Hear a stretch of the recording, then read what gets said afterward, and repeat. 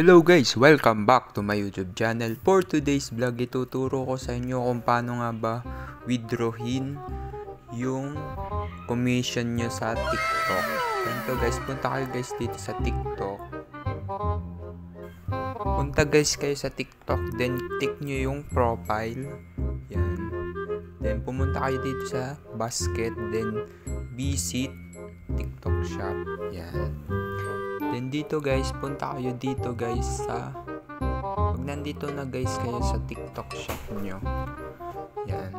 Click nyo tong commission. Yan.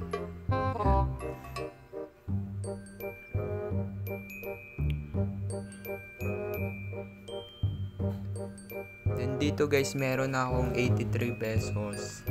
Then click nyo lang to guys tong withdraw. Yan.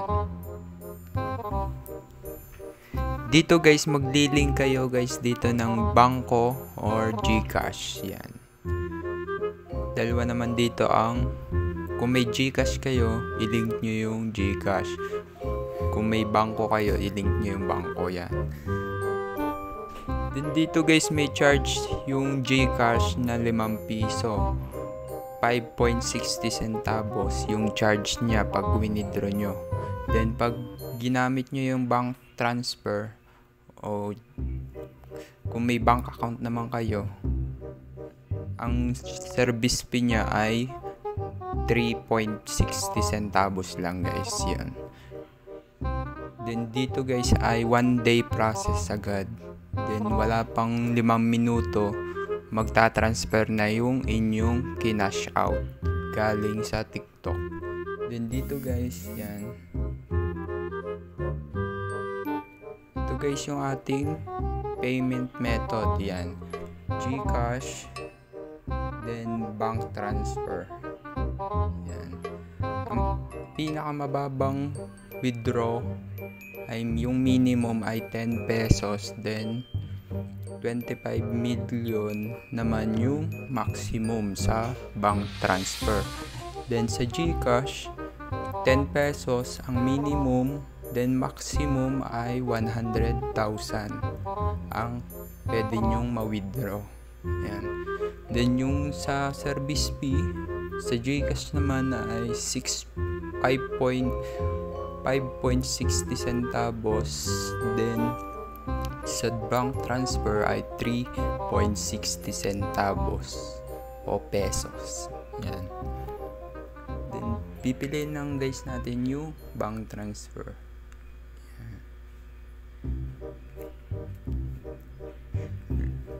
Then magte-text guys dito yung 4-digit code. Yan. Then lagay nyo lang guys dito dahil meron naman akong bank transfer na link ko na guys siya dito. Then cancel na lang natin.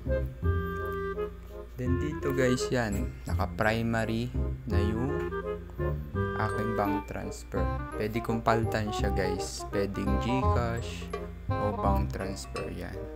Then dito na ako sa bank transfer. Ito na ang aking gagamitin para yung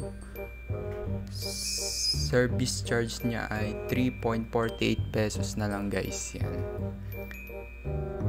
Then withdraw now. Then confirm. Yan.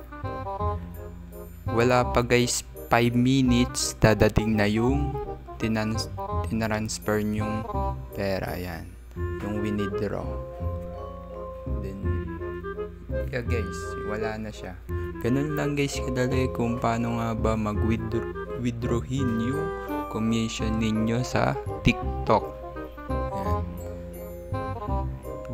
Hanggang dito na lang guys. Huwag nyo kalimutang mag-subscribe, like, and share.